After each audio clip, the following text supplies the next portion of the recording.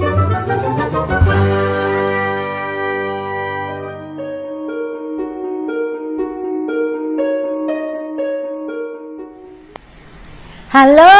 jumpa lagi dengan Oma Ning ya. Seperti biasa, Oma selalu ingin berbagi sehat cara alami. Oke, nah kali ini topiknya kita akan mengenal dua tanaman herbal yang sering rancu di masyarakat. Ya, nah ini Oma petik di kebun mininya Oma. Nah, ini yang namanya gendola. Nih, ini gendola. Yang batangnya lebih tebal, ini gendola. Ya. Kemudian kalau yang ini namanya binahong. Ya, kadang-kadang ini agak gede sedikit sih ya, daun-daunnya kalau subur. Ini tadi Oma ambil pucuknya, ya, supaya bisa membedakan antara ini gendola, ini binahong. Oke? Ya. Nah, bedanya di mana nih? Keduanya sebetulnya berasal dari famili yang sama, yakni Baselacea. Baselacea, ya. Namun ternyata banyak perbedaan pada keduanya. Mulai dari tadi nih, kalau bentuk daunnya kadang-kadang mirip. Kalau daun binahong ini kadang-kadang gede ya, mirip ini. Ya. Tetapi begini, sebetulnya daun binahong ini pun bisa beda-beda warnanya, warna daunnya, ya. Karena apa? Karena tergantung sinar mataharinya. Seperti contoh ini ya, ini gendola juga, tapi kok warnanya ke kuning-kuningan ya? Karena ini kepanasan. Nah, jadi sama dengan ini. Nah, ya. Kemudian kalau yang ini bisa hijau, ini karena terkena ini tertutup, jadi tidak langsung kena matahari. Ini warnanya hijau nih, seperti ini kalau gede. Nih kalau gendola memang bisa gede-gede ya daunnya ya. Kemudian kalau sedikit sekali matahari, dia ada di dalam gitu ya. Nah, ini warnanya lebih ungu seperti ini ya. Oke. Nah, kemudian binahong termasuk suku Indrederae yang memiliki tangkai sari melengkung ke arah luar. Nih, melengkungnya ke arah luar. Kemudian gendola dari suku Baselacea ya, yang memiliki tangkai sari tegak lurus nih. Banyak yang tegak lurus. Oke. Kemudian mempunyai khasiat, kalau gendola atau Baselacea ini memiliki khasiat antimikroba, anti diabetik, kemudian juga anti-inflamatori. Dan tunas muda dari daun Baselacea kaya kandungan kalsium, zat besi, ya. Kemudian ini juga merupakan sumber vitamin A dan vitamin C. Ini yang sebelumnya Oma juga nggak terlalu perhatian gitu. Tanaman ini mudah sekali tumbuh ya. Oma hanya nanam di air saja, air dari kolam ikan ya.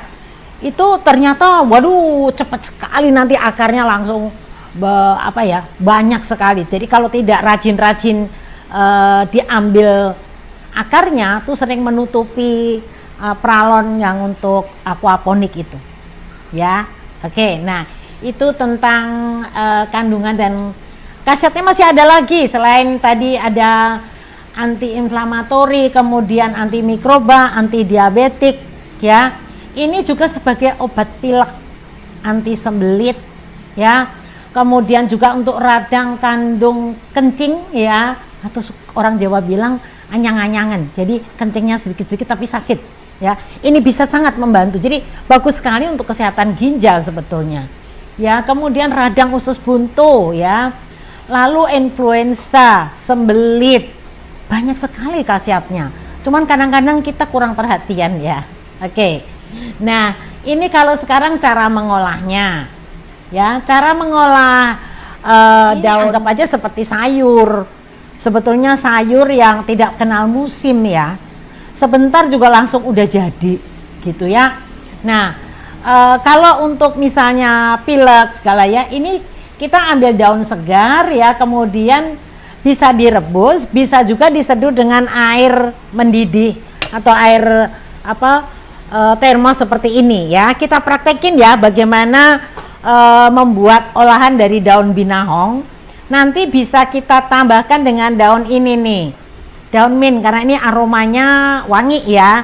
Kalau binahong hampir nggak ada aroma yang khas gitu ya, tapi aromanya ya aroma daun biasa ya. Jadi ini misalnya contoh, kalau kita mau membuat minumannya segelas air ini kita bisa menggunakan tiga daun ya. Ini tadi udah dicuci ya, kemudian dipotong-potong ya. Ini Oma potong-potong.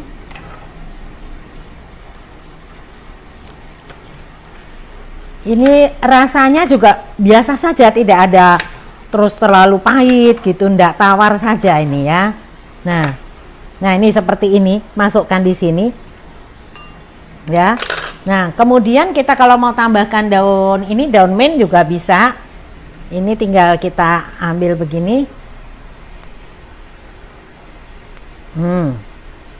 ya, jadi gampang sekali kalau untuk dijadikan minuman.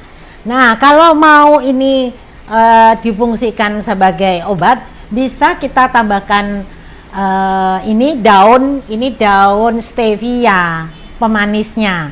Nanti boleh dipilih sih, pemanisnya boleh pakai daun stevia, boleh pakai ini madu mahkota dewa ya. Kemudian bisa juga kalau ini mau pakai ini, memang jadi enak kalau ditambahkan dengan gula batu.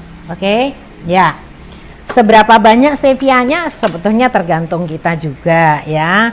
Ini stevianya seperti ini caranya, jadi cuma seperti teh ya stevia itu. Nah sudah segitu saja ya. Lalu tinggal kita tambahkan air panas. Ini tadi dari air mendidih ya. Nih. Nah, panas ya memang ya tuh. Nah, nanti warnanya sedikit kecoklatan ya. Nih.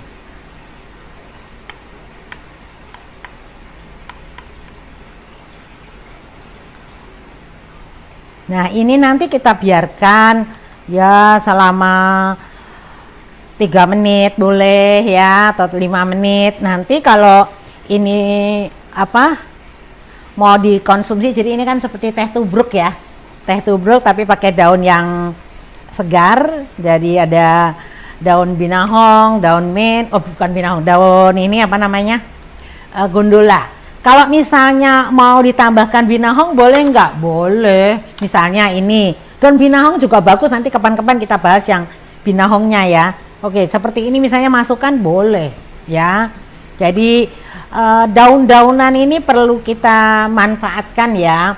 Kalau misalnya kita nggak boleh makan sayur-sayuran hijau karena ada asam urat misalnya. Lalu bagaimana? Lah ini solusinya menggantikan sayur gitu. Setidaknya ini membantu untuk mengobati aneka gangguan dari dalam tubuh, misalnya radang bisa karena bisul, juga bisa untuk obat luar loh. Selain diminum begini, nanti bisa juga kalau mau dijadikan obat luar, misalnya nih bisul atau maaf ya borok misalnya, nanti boleh dengan cara ini nih maaf ya, ini daun begini, ini tadi sudah cuci tangan Oma, terus tinggal begini saja. Ini, nah, ini bisa dihancurkan. Nah, jadi ini bisa yang jerawat, bisul nih jadi seperti ini berlendir. Ini tinggal ditempelkan di bagian yang sakit. Nih, kalau misalnya ini tadi mau dibikin seperti ini dulu juga boleh. Jadi sarinya langsung keluar semua. Oke, gampang sekali ya. Coba kita icip nih, bagaimana rasanya ya. Ya sedikit-sedikit karena masih panas ya. Oma icip ya.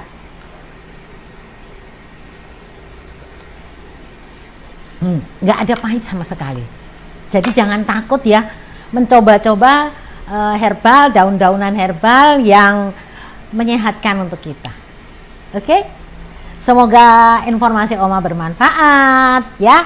Semua orang bisa sehat.